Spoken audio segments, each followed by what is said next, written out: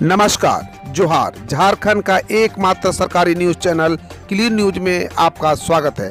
समस्या किसान से जुड़ा हो या हो पारा शिक्षकों का मुद्दा, हर खबर पर होगी हमारी पैनी नज़र। सभी खबर सिलेक्टेड और काम की है, तो वीडियो के अंत तक बने रहें। साथ ही आप न्यूज को किस गांव या शहर से देख रहे हैं, हमें कमेंट में ज़रूर बताइए। आज का लाइक है 100 रखते हैं, उम्मीद है कि आप इसे पूरा करेंगे। और रोजाना पंचायत चुनाव का अपडेट पाने के लिए चैनल को सब्सक्राइब कर बेल आइकन को प्रेस करें। तो चलिए जानते हैं आज का मुख्य समाचार। झारखंड में खाता अपडेट करने के नाम पर उड़ाए 96,000 रुपये, एक हुआ गिरफ्तार। खबर कोडरमा के झुमरी तिलैया से। बैंक अधिकारी बनकर लोगों से ठगी करने वाले साइबर अपराध गिरोह के एक युवक को तिलैया थाना पुलिस ने गिरफ्तार कर लिया। तिलैया थाना पुलिस की टीम दुमका जाकर आरोपित को गिरफ्तार कर लाई है। उसके पास से एक थंब इंस्पेक्शन मशीन, 4 मोबाइल, विभिन्न बैंकों के 108 एटीएम, अलग अलग बैंकों के 10 पासबुक बरामद किए गए हैं।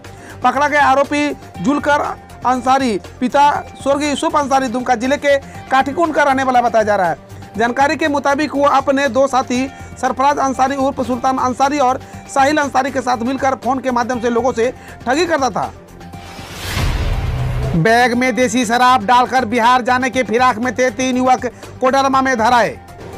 झारखंड के कोडरमा जिले के रास्ते अवैध शराब का कारोबार बदस्तूर जारी है। आए दिन शराब माफिया के द्वारा अवैध शराब बिहार तस्करी की जा रही है। शुक्रवार को कोडरमा थाना क्षेत्र के अंतर्गत गांधी चौक के समीप कोडरमा पुलिस के द्वारा 3 बैग में 140 पीस अवैध शराब बरामद किया गया। मिली जानकारी के अनुसार 3 युवक 3 बैग में देसी शराब डालकर बस के सहारे बिहार जाने के फिराक में थे।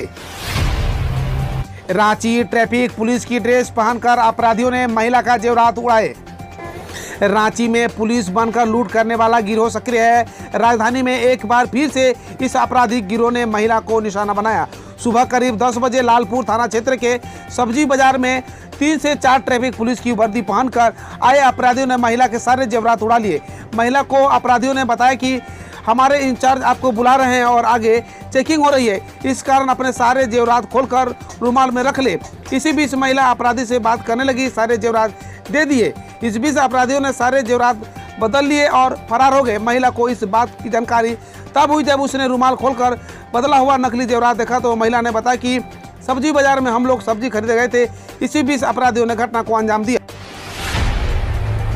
झारखंड हाईकोर्ट ने कहा, रांची में भगवान जगन्नाथ की यात्रा पर उचित फैसला ले सरकार।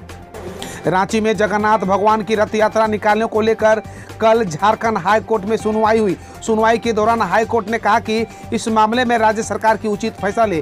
कोर्ट ने कहा कि राज्य सरकार अगर रथ यात्रा निकालने को लेकर कोई फैसला लेती है तो उस दौरान सुप्रीम कोर्ट के पुरी में रथ यात्रा निकालने को लेकर दिए गए गाइडलाइंस का पालन किया जाए।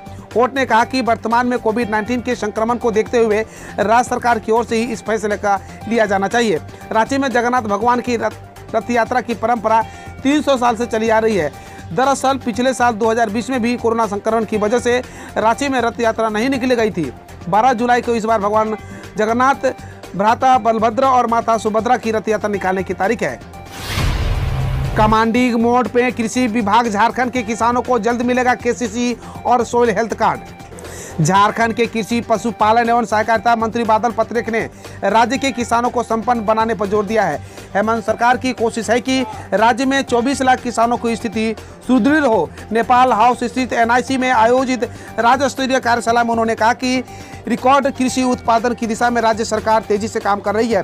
किसानों को समय पर बीज उपलब्ध कराने व यूरिया की समयबद्ध सप्लाई के लिए कृषि विभाग ने पूर्व से तैयारी कर रखी थी, अब उसे अमली जामा पहनाया जा रहा है। झारखंड में पंचायतों की मौजूदा व्यवस्था का कार्यकाल हुआ खत्म, फाइलों में लटका एक्सटेंशन। झारखंड में त्रिस्तरीय पंचायतों का कार्यकाल वैधानिक रूप से समाप्त हो गया है। पंचायतों में कार्यकारी समिति की ओर से व्यवस्था कायम की गई थी, इसकी मियाद भी 7 जुलाई को खत्म हो गई। इसके साथ ही पंचायतें निष्प्रभावी हो गई है। पंचायतों में गठित समितियों का कार्यकाल समाप्त होने से विकास का काम भी रुक गया है। पंचायतों में योजनाओं की स्वीकृति से लेकर राशि आवंटन की प्रक्रिया भी पूरी नहीं हो पा रही है। इधर राज्य सरकार अभी तक ग्राम पंचायतों में गठित समितियों को नए सिरे से एक्सटेंशन देने पर फैसला नहीं ले पाई है। हालांकि विभागीय मंत्री की सहमति मिली है। इसके बाद मामला फाइलों में घूम रहा है, पर अभी तक दोबारा अवधि विस्तार लेने के लिए अधिसूचना जारी नहीं हो सकी है। झारखंड समेत कई राज्यों में आज यानी 10 जुलाई को बुक नहीं होंगे रेलवे ऑनलाइन टिकट। 10 जुलाई की रात देश के कई राज्यों में ई टिकट बुक नहीं होंगे और न ही रेलवे की ऑनलाइन सेवाएं मिलेगी। रेलवे में इससे जुड़ी सूचना जारी कर दी है। बताया गया कि कोलकाता PRS डाटा सेंटर से डाउनलोड होगा। इस कारण रात 11:45 से रात 2:45 ऑनलाइन टिकटिंग सिस्टम नहीं करेगा। ऑनलाइन टिकट के साथ साथ रेलवे की पूछताछ सेवा, रिटायरिंग रूम की बुकिंग समेत अन्य तमाम ऑनलाइन सूचनाएं 3 घंटे तक बंद रहेगी। 2 दिन बाद मेघालय में फिर कांपी धरती, 4.3 तीव्रता से आए भूकंप के झटके। मेघालय में 2 दिन बाद शुक्रवार को फिर भूकंप के झटके महसूस किए गए। इसका केंद्र तुरा में स्थित था। National centre of the seismology के अनुसार दोपहर 1:16 पर यह भूकंप के हल्के झटके महसूस किए गए। रिएक्टर स्केल पर तीव्रता 4.3 रही। इस दौरान किसी तरह के हताहत की कोई खबर नहीं है। इससे पहले शुक्रवार तड़के 5:56 मणिपुर के उखरुल में 4.5 तीव्रता के भूकंप आया। इसके झटके म्यांमार तक महसूस किए गए। पुणे से चाईबासा पहुंची ऑक्सीजन मशीन, जल्द पाइपलाइन के जरिए 52 बेटों में होगी सेंट्रलाइज्ड सप्लाई। झारखंड में दस्तक देने वाली कोरोना के संभावित तीसरी लहर को मात देने के लिए जिला प्रशासन जोर शोर से तैयारी कर रहा है, जिसे देखते हुए पश्चिमी सिंहभूम जिला स्थित सदर अस्पताल परिसर में 500 लीटर LPM क्षमता वाली ऑक्सीजन प्लांट लगाने जा रही है। इसको लेकर 85 लाख की लागत से प्रधानमंत्री हेल्थ केयर फंड के जरिए गुरुवार को 500 लीटर LPM क्षमता वाली ऑक्सीजन मशीन महाराष्ट्र के पुणे शहर से चलकर चाईबासा सदर अस्पताल पहुंची है। जल्द ही इंजीनियरिंग और विशेषज्ञों की टीम द्वारा इसे इंस्टॉल कर दिया जाएगा। इसके साथ बाद 500 लीटर LPM क्षमता वाली यह मशीन प्रति एक यूनिट में 500 लीटर ऑक्सीजन का निर्माण करेगी। अब खबर देश विदेश और देश की विभिन्न योजनाओं से। दिल्ली सरकार को सुप्रीम कोर्ट का झटका, पड़ोसी राज्यों के 10 पावर प्लांट बंद करने वाली जनहित याचिका खारिज। सुप्रीम कोर्ट ने शुक्रवार को केजरीवाल सरकार द्वारा दिल्ली में कथित वायु प्रदूषण फैलाने के लिए जिम्मेदार पंजाब, हरियाणा और उत्तर प्रदेश के 10 पावर प्लांट्स को बंद करने की मांग के खिलाफ दायर जनहित याचिका पर विचार करने से इनकार कर दिया। जस्टिस नवीन सिन्हा और RS रेड्डी के बेंच ने दिल्ली सरकार को करारा झटका देते हुए जनहित याचिका पर विचार करने से इनकार कर दिया और वकील से याचिका वापस लेने को कहा। इसके बाद दिल्ली सरकार ने याचिका वापस ले ली। हिल स्टेशनों में भीड़, बाजारों में हुजूम, तीसरी लहर को जल्दी आने को दे रही है दावत। कोरोना वायरस ने देश और दुनिया में जिस तरह तबाही मचाई, उससे लोग त्राही हो चुके हैं। वही अब जब कोरोना की दूसरी लहर ढलाई पर है, तब इस वायरस की तीसरी लहर चिंता का कारण बनी हुई है। ऐसे में सतर्क रहना जरूरी है, लेकिन लॉकडाउन से उब चुके लोग मानो हालात को समझने को तैयार ही नहीं है और निकल पड़े घूमने फिरने। खतरों को बुलावा। दरअसल लॉकडाउन को ढील मिलते ही लोग गर्मी से राहत के लिए पहाड़ों की ओर निकल पड़े। सामने आ रही है पहाड़ी इलाकों की तस्वीरों में जो जनसैलाब दिख रहा है, इससे यह साफ है कि लापरवाही कोरोना की तीसरी लहर को भी और भी खतरनाक बना सकती है। ओलंपिक्स के लिए भारतीय दल को दी जाने वाली सुविधाओं की PM मोदी ने की समीक्षा। प्रधानमंत्री नरेंद्र मोदी ने शुक्रवार को टोक्यो ओलंपिक्स के लिए भारतीय दल को दी जाने वाली सुविधाओं की तैयारियों की समीक्षा की है। उन्होंने एथलेटिक्स के टीकाकरण की स्थिति के बारे में भी विचार विमर्श किया। PM मोदी ने ट्वीट किया कि 130 करोड़ भारतीयों की ओर से 13 जुलाई को एथलेटिक्स के बाद बातचीत करूंगा और उन्हें शुभकामनाएं दूंगा। एक भी गलती दूरगामी परिणाम हो सकते हैं। कई जगहों पर भीड़ की तस्वीरों को लेकर PM मोदी ने कहा। प्रधानमंत्री नरेंद्र मोदी ने मंत्रिमंडल के बैठक में पर्यटन स्थलों, बाजारों से भीड़ की तस्वीरों और वीडियो सामने आने पर कहा, एक भी गलती के दूरगामी परिणाम हो सकते हैं। उन्होंने कहा कि जरूर मामलों की कमी आई है, लेकिन कोविड-19 खतरा टला नहीं है। हमारा उद्देश्य है कि भय पैदा न हो, लेकिन लापरवाह भी न हो। पंजाब में वीकेंड व रात्रि कर्फ्यू खत्म। वैक्सीन की 1 डोज लगवा चुके लोगों के लिए मॉल खुले। पंजाब सरकार ने शुक्रवार को राज्य में लगे वीकेंड और रात्रि कर्फ्यू को खत्म कर दिया है। बार, सिनेमा हॉल, रेस्टोरेंट और मॉल खोलने का आदेश दिया गया है, लेकिन यहाँ के कर्मचारी और ग्राहकों को कोविड-19 की वैक्सीन की कम से कम 1 डोज लगी होनी चाहिए। सोमवार से इंडोर कार्यक्रम से 100 लोग और आउटडोर कार्यक्रम से 200 लोग शामिल हो सकेंगे।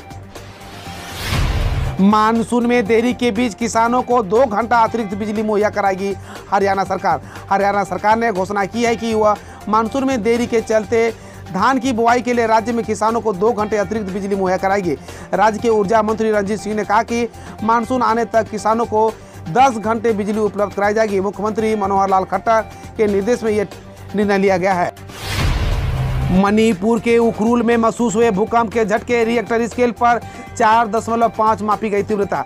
राष्ट्रीय भूकंप विज्ञान केंद्र ने जानकारी दी है कि मणिपुर के उखरुल में शुक्रवार सुबह करीब 5:56 बजे भूकंप के झटके महसूस किए हैं। भूकंप केंद्र रिएक्टर स्केल पर भूकंप की तीव्रता 4.5 मापी गई। इससे पहले बुधवार को मेघालय में 5.2 तीव्रता के भूकंप आया था, जिसके झटके असम व पश्चिम बंगाल में भी महसूस किए गए थे। भारत की बिजली की मांग पहली बार 2 लाख मेगावाट के पार पहुंची। कई राज्यों में तापमान बढ़ने के कारण पहली बार भारत की बिजली की मांग 2 लाख मेगावाट से अधिक हो गई है। केंद्रीय ऊर्जा मंत्री आर.के. सिंह ने कहा कि दोपहर 12 बजे मांग तब के सर्वोच्च स्तर पर पहुंच गए। देश में 3,83,373 मेगावाट बिजली की उत्पादन क्षमता उच्चतम मांग स्तर से लगभग दोगुनी है। ओलंपिक्स में राज्य के पदक विजेताओं के लिए ओडिशा के सीएम ने की नगद पुरस्कार की घोषणा। ओडिशा सीएमओ के मुताबिक मुख्यमंत्री नवीन पटनायक ने टोक्यो ओलंपिक्स में हिस्सा लेने जा रहे राज्य के एथलेटिक्स के साथ गुरुवार को बात की। उन्होंने राज्य के स्वर्ण पदक विजेताओं को 6 करोड़, रजत पदक विजेताओं को 4 करोड़ और कांस्य पदक विजेताओं को 2.5 करोड़ देने की घोषणा की। इसके अलावा राज्य के प्रत्येक प्रतिभागी को 15 लाख मिलेंगे। यूपी में ब्लॉक प्रमुख चुनाव से पहले प्रतिद्वंदी दल के कार्यकर्ताओं ने खींची महिला की साड़ी। सोशल मीडिया पर एक वीडियो सामने आया है, जिसमें प्रतिद्वंदी दल के 2 शख्स उत्तर प्रदेश में ब्लॉक प्रमुख के चुनाव के लिए नामांकन दाखिले के दौरान एक महिला की साड़ी खींचते हुए नजर आ रहे हैं। सपा के अध्यक्ष अखिलेश यादव ने ट्वीट पर वीडियो शेयर करते हुए लिखा कि सत्ता के भूखे चुनाव जीतने के लिए नारी का अपमान। मां का कलेजा गुर्दा निकालकर नमक मिर्च लगाकर खाया, मिली फांसी की सजा। महाराष्ट्र के कोल्हापुर के एक अदालत ने मां की बर्बरतापूर्वक हत्या के मामले में 35 साल के सुनील कुची कोरवी के नाम से शख्स को फांसी की सजा सुनाई है। यह घटना 28 अगस्त 2017 की है। शख्स ने अपनी 62 वर्षीय मां की हत्या करने के बाद उसके शरीर को चीर दिया। उसके बाद मां का दिल, गुर्दे आदि निकालकर और फिर नमक मिर्चा लगाकर उसे खा लिया। कोर्ट ने इस मामले में दुर्लभतम से दुर्लभ माना और शख्स को मौत की सजा दी। ओलंपिक जाने वाले खिलाड़ियों से 13 जुलाई को बात करेंगे प्रधानमंत्री Narendra Modi. PM Narendra Modi Tokyo Olympic जाने वाले भारतीय खिलाड़ियों से 13 जुलाई को बात करेंगे। उसके 3 दिन बाद भारतीय खिलाड़ियों का पहला जत्था रवाना होगा। कोरोना महामारी के कारण यह बातचीत वर्चुअल होगी। बता दें कि भारत का पहला दल एयर इंडिया से रवाना होगा। भारत के 120 से अधिक खिलाड़ियों ने टोक्यो ओलंपिक के लिए क्वालिफाई किया है। अभी तक खिलाड़ियों की संख्या की आधिकारिक घोषणा भारतीय ओलंपिक संघ ने नहीं की है। अफवाहों पर न दे ध्यान, अनलॉक 5 अगले आदेश तक रहेगा जारी। आम लोगों की इस बात को लेकर संशय है कि स्वास्थ्य सुरक्षा सप्ताह 8 जुलाई की सुबह 6 बजे तक ही था, जबकि यह अगले आदेश तक पूरे राज्य में प्रभावी है। पहले की तरह हर रोज रात 8 बजे तक दुकानें खुलेंगी। वही शनिवार रात 8 बजे से सोमवार सुबह 6 बजे तक पूर्ण लॉकडाउन होगा। इस संबंध में आपदा प्रबंधन विभाग की सचिव अमिताभ कौशल ने आदेश जारी कर लोगों को अफवाह में नहीं आने को कहा है। केरल में ओणम पर स्पेशल खाद्य सामग्री किट देगी केरल सरकार। 90 लाख को मिलेगा फायदा। केरल सरकार ओणम त्योहारों पर 90 लाख राशन कार्ड धारकों को विशेष खाद्य सामग्री किट वितरित करेगी। राज्य मंत्रिमंडल की बैठक में इस पर फैसला हुआ। सीएम पिनरई विजयन ने कहा, ओणम केरल का लोकप्रिय त्योहार है। हम इस पर अवसर पर विशेष खाद्य सामग्री किट वितरित करेंगे ताकि सभी केरलवासी ओणम मना सके। महामारी से प्रेरित आर्थिक चुनौतियों से लोगों को उत्सव का जोश कम नहीं होना चाहिए। बांग्लादेश में नूडल्स फैक्ट्री में लगी भीषण आग, 52 लोगों की मौत। बांग्लादेश के रूपगंज में एक फूड प्रोसेसिंग फैक्ट्री में भीषण आग लग गई। इस घटना में अब तक 52 लोगों की मौत हो चुकी है। वहीं कम से कम 30 लोग घायल बताए जा रहे हैं। फैक्ट्री के कर्मचारी मोहम्मद सैफुल ने कहा कि आग लगने के समय अंदर दर्जनों लोग थे। उन्होंने कहा कि तीसरी मंजिल पर दोनों सीढ़ियों के गेट बंद थे। अन्य साथी बता रहे हैं कि अंदर 48 लोग थे। मुझे नहीं पता इसके साथ क्या हुआ। 11 जुलाई से पुरी में कर्फ्यू, रथ यात्रा को लेकर गाइडलाइन जारी। सुप्रीम कोर्ट के आदेश के बाद जगन्नाथ रथ यात्रा अपने समय पर यानी 12 जुलाई को निकाली जाएगी। हालांकि यात्रा केवल पुरी में हो निकाली जाएगी। ऐसे में 11 जुलाई रात 8 बजे से पूरी शहर में कर्फ्यू लग जाएगा। लोगों के घर से बाहर निकलने एवं आवागमन पर पूरी तरह से रोक लगा दी जाएगी। 12 जुलाई को पूरे दिन यह प्रतिबंध जारी रहेगा और 13 जुलाई सुबह 8 बजे तक इसे हटाया जाएगा। हम रोज ऐसे ही न्यूज लाते रहेंगे, तो यदि आपने अभी तक क्लीन न्यूज को सब्सक्राइब नहीं किया है तो पहले फटाफट सब्सक्राइब कर लें, साथ ही बेल आइकन को दबा दें ताकि कोई अपडेट मिस ना हो।